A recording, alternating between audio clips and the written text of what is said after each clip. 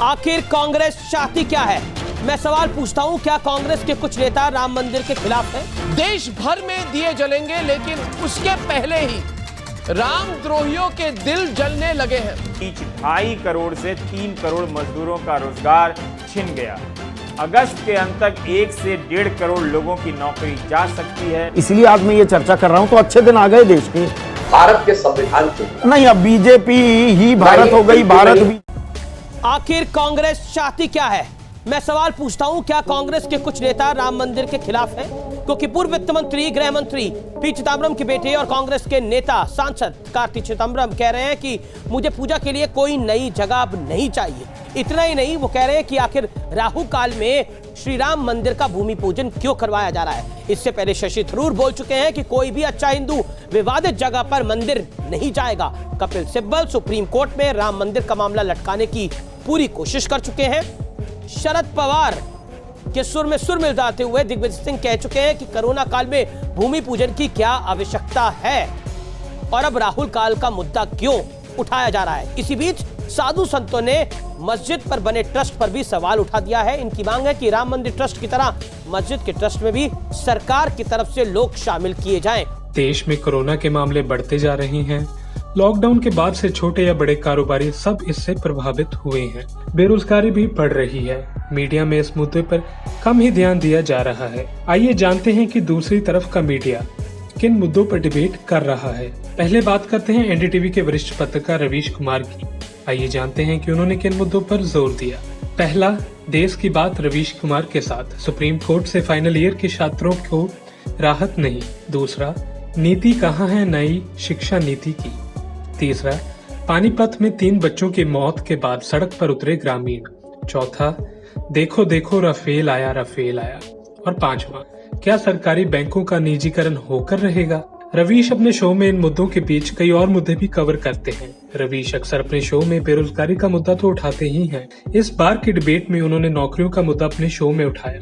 3 round के सर्वे के बाद छोटे, लघु और मध्यम उद्योगों के संघ और स्कॉच ग्रुप ने पाया कि अप्रैल से जून के बीच 2.5 करोड़ से 3 करोड़ मजदूरों का रोजगार छिन गया है। अगस्त के अंत तक 1 से 1.5 करोड़ लोगों की नौकरी जा सकती है। इन 3 महीनों में 74% छोटे लघु उद्योगों ने नए कर्मचारियों को नौकरी नहीं दी है।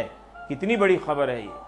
भारत में 6 करोड़ 33 लाख MSMEs हैं, जिनमें 11 करोड़ 10 लाख वर्कर काम करते हैं। 2.5 करोड़ से 3 करोड़ का रोजगार छीनने का मतलब है कि करीब 25% वर्कफोर्स MSME सेक्टर में बेरोजगार हो गया।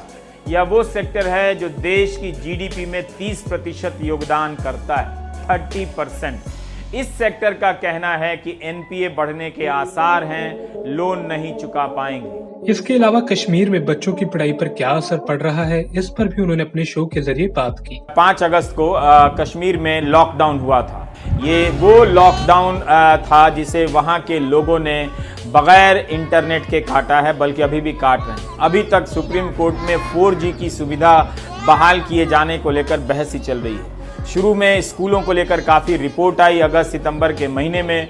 उसके बाद धीरे धीरे लोग भूल ही गए कि जम्मू कश्मीर के बच्चों की स्कूल की ज़रूरत क्या है, वो जा रहे हैं या नहीं जा रहे हैं। शुरू में प्रशासन ने भी खोलने के बहुत प्रयास किए, मगर बच्चे स्कूल नहीं गए। ताज़ा स्थिति क्या है पता नहीं।